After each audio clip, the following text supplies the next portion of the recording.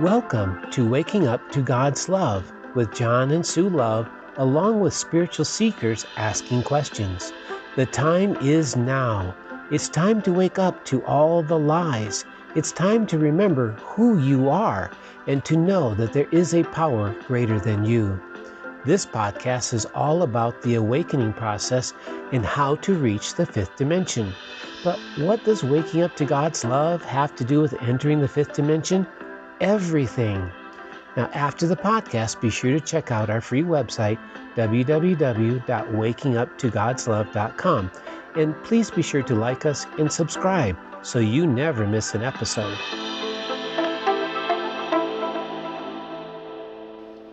Hi, I'm Sue. And I'm John, and welcome to Waking Up to God's Love podcast. Today's episode is number 14, called 5 Steps to Healing. In our last episode, number 13, Our Healing Journey with Narcissism, we started to share our personal journey of how I am healing being a narcissist and Sue is healing being an enabler. And we recommend that you go back and listen to number 13 if you haven't already listened to it, because we started talking about step 1 in episode number 13. And it will help you understand when we talk more about step 1 in a moment. Before we start, we want to remind you to check out our free website called wakinguptogodslove.com. It has a lot of wonderful wisdom, demos, giving you step-by-step guidance, etc. Now, John and I, we have been having challenges in our marriage, and we could not understand why. I kept asking God, why? God said, you were not ready to hear or have ears to hear, and you needed to wake up from the lies. Once we started to wake up, God finally told us that John was a narcissist and I was an enabler. Wow. Yeah. Now it all makes sense. Now we need to start healing our behaviors. We sure do. You see, narcissism includes a whole series of dysfunctional behaviors that we have been taught by society in general and our parents specifically. These behaviors contribute to why we have so much trouble in our relationships and why so many marriages end up in divorce. That's true. But it's not just marriage, it's all relationships. We believe healing the behaviors included in narcissism will greatly benefit all of us in all of our relationships. Yes. What we have come to realize is that Sue and I both grew up in narcissistic households, and we both learned the role of enabler as well as narcissist. That means that we both learned how to play either role in the dynamic of narcissism. Sue could have been the narcissist, and I could have been the enabler. We learned both roles so that we can play whichever role is needed in the relationship in order to recreate narcissism so that we can then recognize the dynamic and hopefully choose to heal it and then choose a different and more functional way to do relationship. Now, back to healing narcissism. In number 13, we shared how we are using the 5 steps to healing that God gave to Sue over 40 years ago. Now, the 5 steps to healing is a wonderful tool to heal almost anything, including physical, emotional, mental, and spiritual issues. Yes. But today, we will be talking about healing our issues with narcissism. Yes. So the first step out of the 5 steps is recognition. In number 13, episode 13, both Sue and I shared how we recognized the behaviors of being narcissist and enabler in ourselves. Recognition is the first step to healing. You see, you must be able to recognize you have a problem, and you must be as specific as possible with all the different behaviors, beliefs, patterns, etc. that you have that are stopping you from healing. And you must recognize how you've been lied to and programmed. You must also recognize that you have been in denial, and you have to own and accept that you have problems. Yeah. You must also recognize how your behaviors and beliefs has affected your life in a negative way. So before we go to step 2, you need to write on a piece of paper or in your computer, list all your behaviors, beliefs, patterns, etc.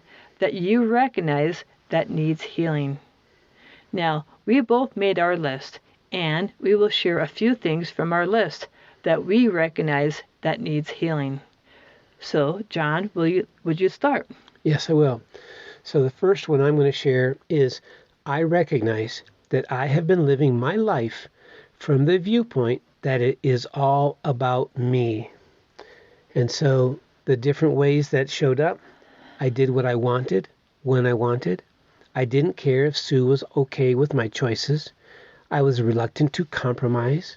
I refused to sacrifice for Sue or anybody. I would then use guilt, confusion, manipulation, or whatever else was needed to get my way. And I would get angry when I didn't get my way. I realized that I was selfish, self-centered, self-absorbed, and that I didn't care.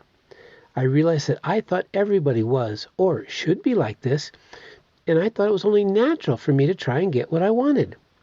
I realized that I was programmed to be this way by observing my parents, grandparents, and my older brother. I could list more, but I think you get the idea.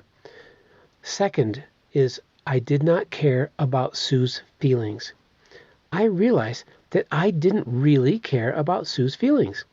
I realized that I considered her feelings to be her problem, and I didn't want to be inconvenienced with caring about them.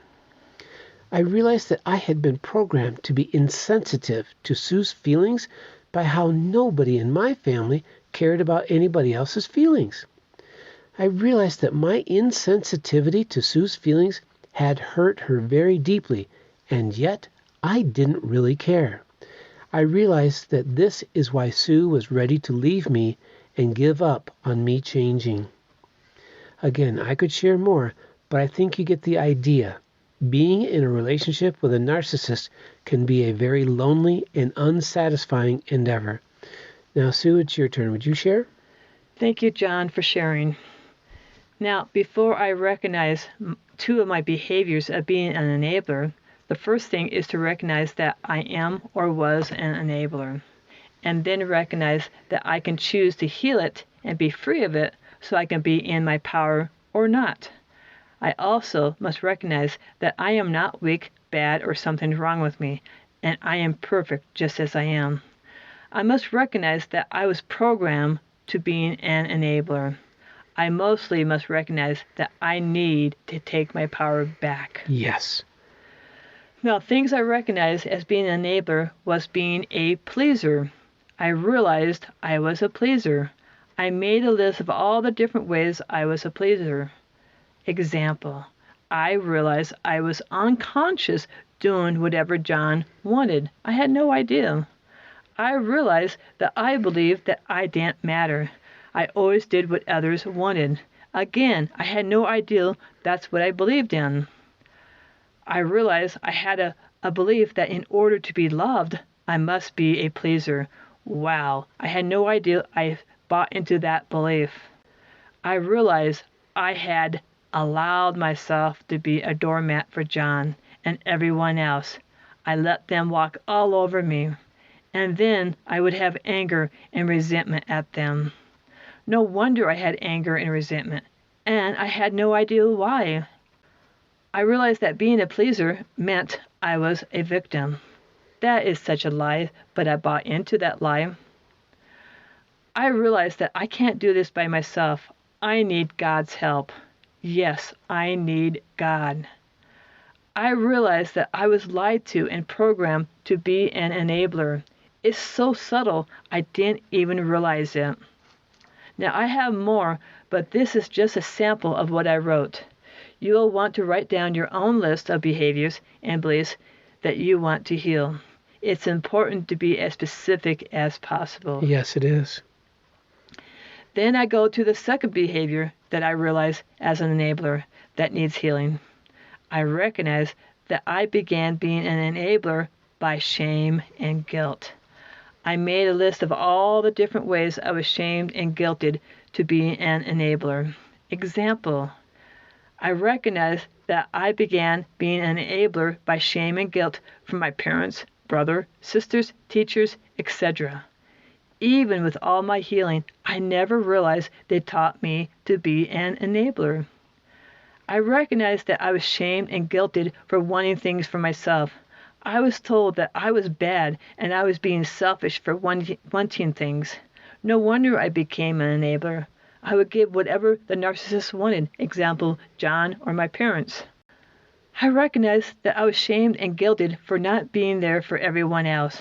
I put John first, or my ex-husbands first, my parents first, etc., and me last, because their needs and wants matters more than mine. I always got angry at myself for not standing up for myself. But how could I? I did not realize I was being programmed to being an enabler. I recognized that I was shamed and guilted by all the lies and programming my mom taught me, and even what my dad taught me. Even though I healed my issues with my parents, I did not heal the subconscious program of being an enabler. I recognized that I need God to help me, because I got so much shame and guilt that I need to let go of. Now, I have more, but this is just a sample of what I wrote. You will want to write down your own list of behaviors, beliefs that you want to heal. It's important to be as specific as possible. Thank you, Sue, for sharing. The more you can recognize what your problem is, meaning your behaviors, beliefs, patterns, and especially how you've been lied to, programmed, and even brainwashed, the more effective your healing is.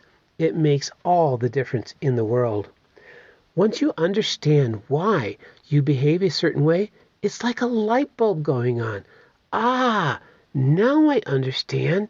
It now makes sense. Yep, it now makes sense. Then you must make a choice. You must choose whether you want to change and then to heal it. Or you can choose not to change and be okay with your behavior. If you choose to say, yes, I want to change and heal, then make a commitment and do whatever it takes to change yourself and heal so that you can be free and happy. Recognition is so important. It is the number one key to healing. It sure is. Now, once you recognize, then you can go to step 2. Step 2 is acceptance.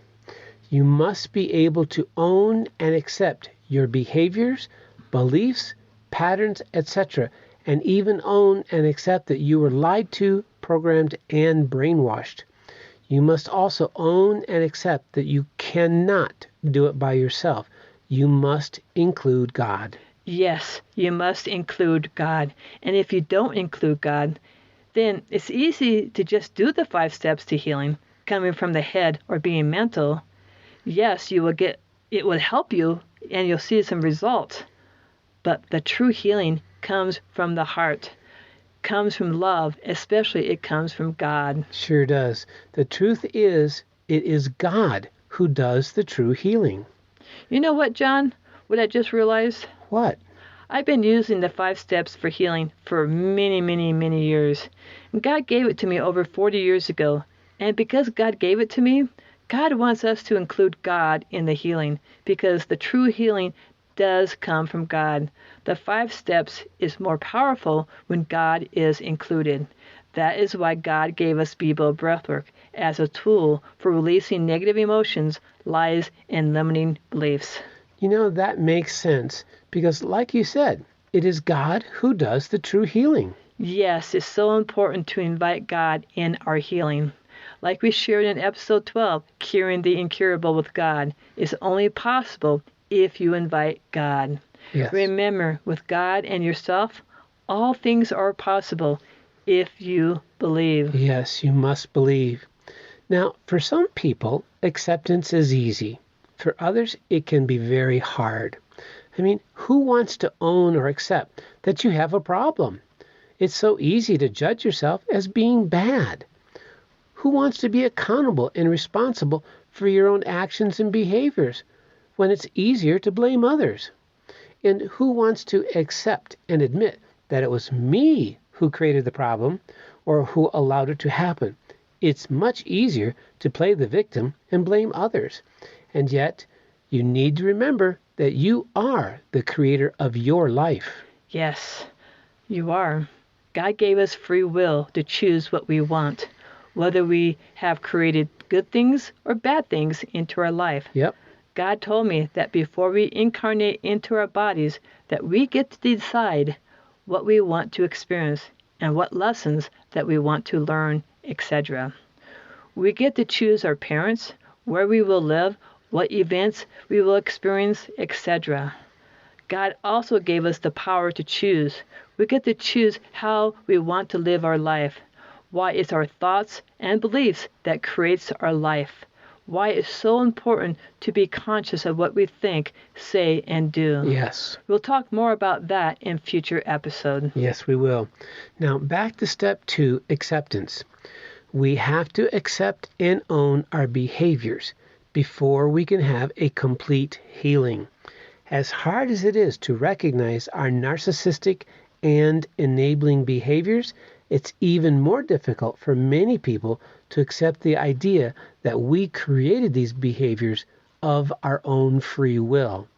As Sue just mentioned, the truth is that we choose our parents, where we are born, when we are born, etc., for the potential to create opportunities to learn lessons.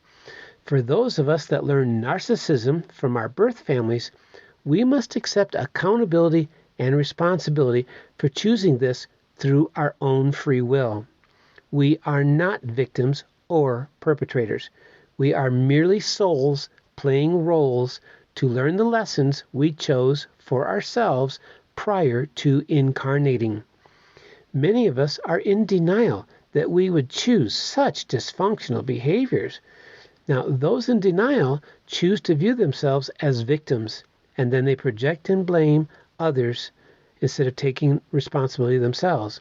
And staying in denial robs us of the potential to learn the lesson we came here to learn.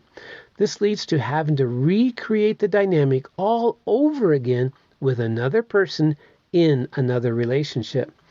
And this pattern will keep repeating until we own that we are doing this so we can learn this lesson and then actually accept our role as either narcissist or enabler and then proceed to learn our lesson, in this case, narcissism. Yes. Now back to acceptance. Now that we have recognized the various behaviors, beliefs, patterns, and made a list of them, we need to continue with acceptance.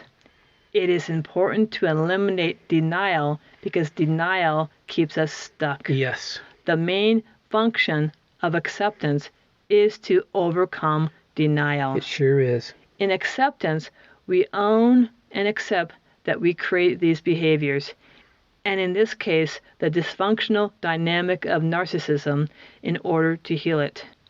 It is important to actually say it out loud that we own and accept these behaviors, etc. Now, we will give examples using the items we have previously mentioned. When doing this on your own, go back to your list of recognition and then own and accept each of your behaviors or beliefs. John, would you like to start and share your acceptance? Yes, Sue, I would. I'd be glad to. Okay, I recognize I am all about me. So, I own and accept I am all about me. I own and accept that I did what I wanted when I wanted. I own that I was very selfish. I own and accept that I didn't care if Sue was okay with my choices.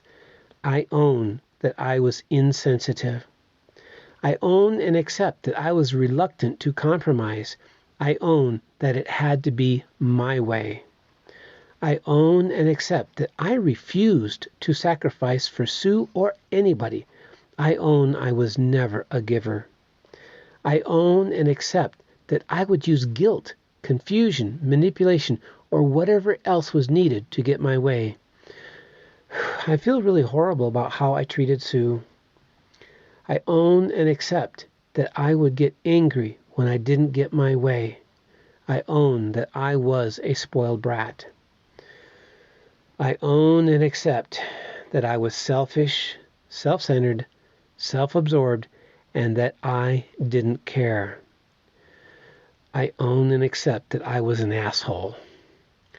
I own and accept that I thought everybody was or should be like I was, and that it was only natural for me to try and get what I wanted. I own and accept that I thought I was right. How arrogant. I own and accept that I was programmed to be this way by observing my parents, grandparents, and my older brother. This did not make it okay, and I am sorry I didn't act better. I recognize that I didn't really care about Sue's feelings. I own and accept that I didn't really care about Sue's feelings. Now, for each of the following, I want to share that I feel really shitty, and I have so much regret for how I treated Sue. During one of my Bebo breathwork sessions, God showed me how much I hurt Sue. Words cannot express how much I regret all of these following behaviors.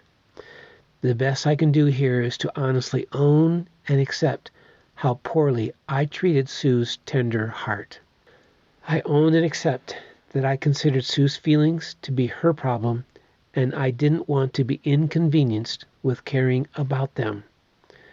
I own that I made Sue feel like a burden to me.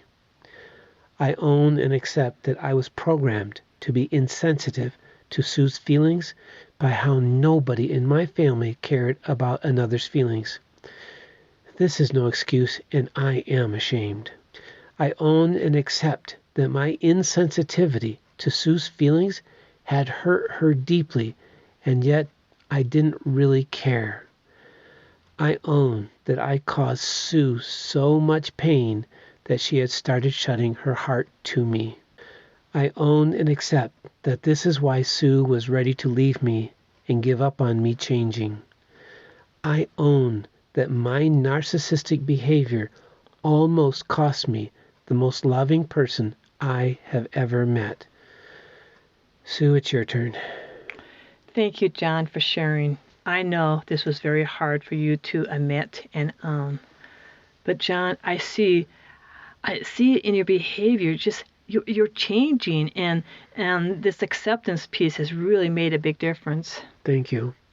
Now, before I share my acceptance on my behaviors, on being a pleaser and the shame and guilt, I need to own and accept that I am or I was an enabler.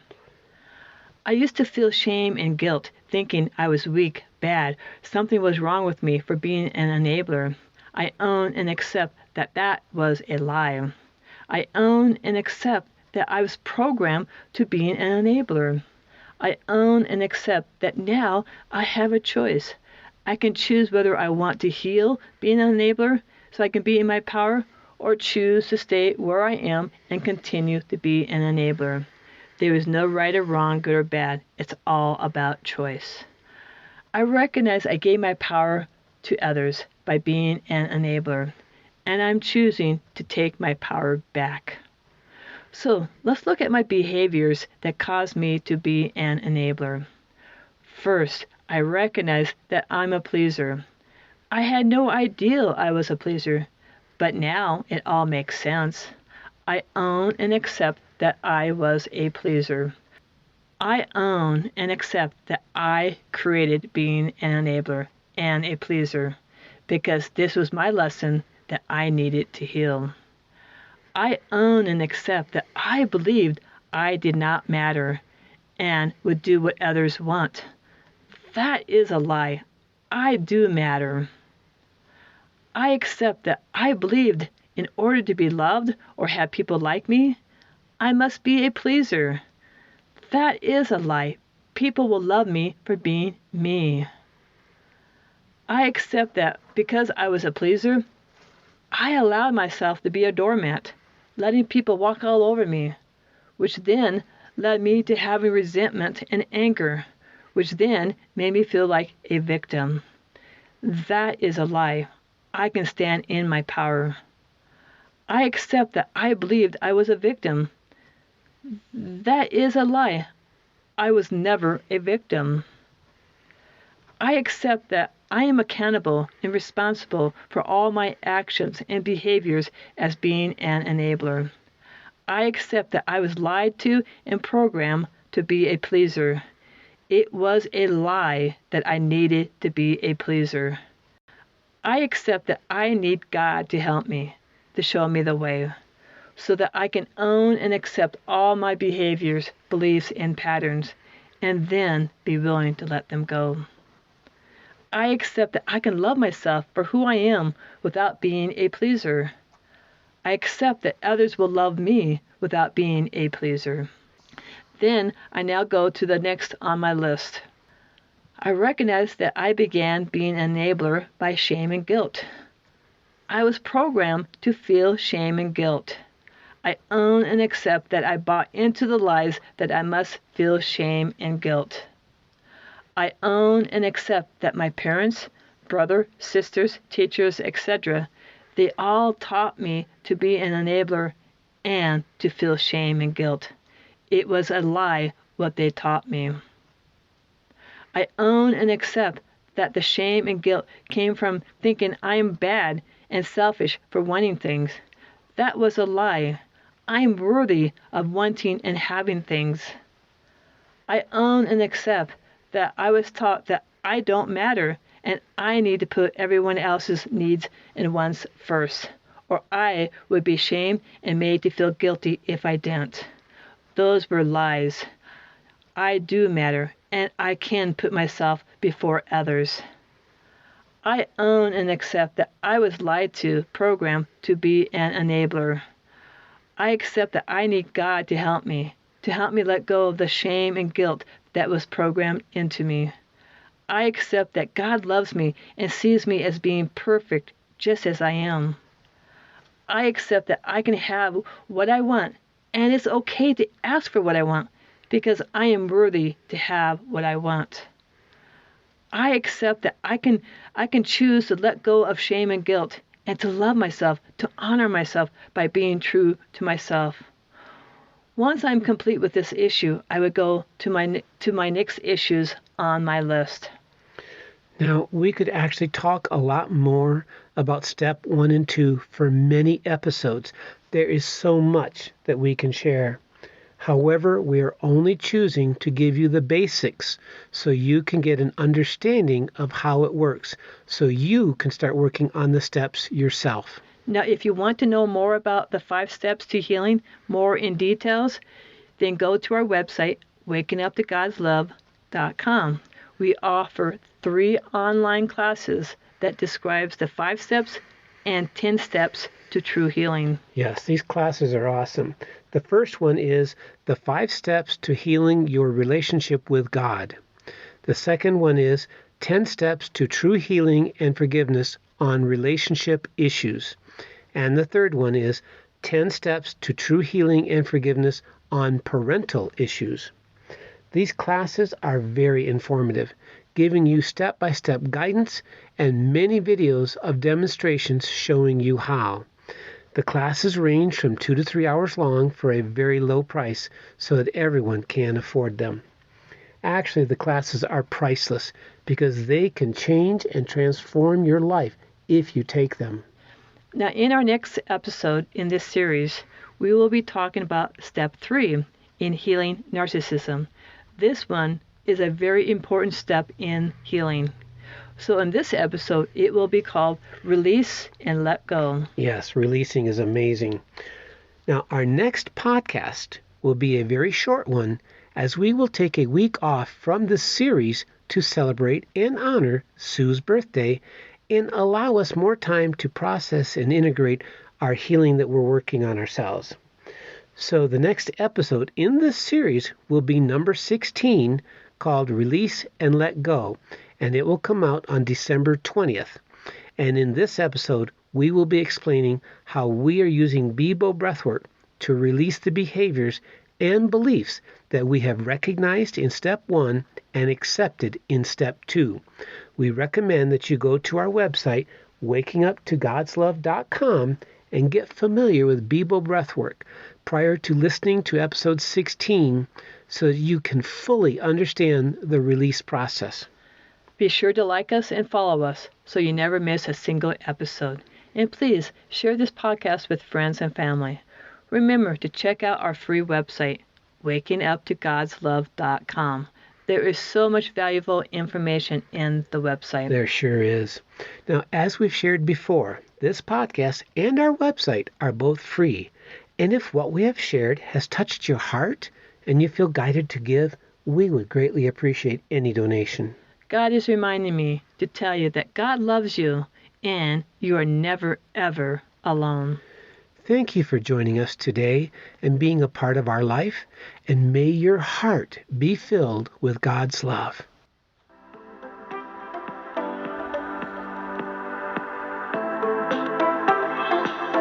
We hope you have enjoyed our podcast today. Please be sure to go to our free website and check out everything that Waking Up to God's Love has to offer. The website is www.wakinguptogodslove.com. If you have enjoyed this podcast, then please share with friends and family. And we want to remind you to please like us and follow us so that you don't miss a single episode. And as we shared before, this podcast and our website are both free, so we would greatly appreciate any love donation. God is reminding me to tell you that God loves you and you are never ever alone. Until next time.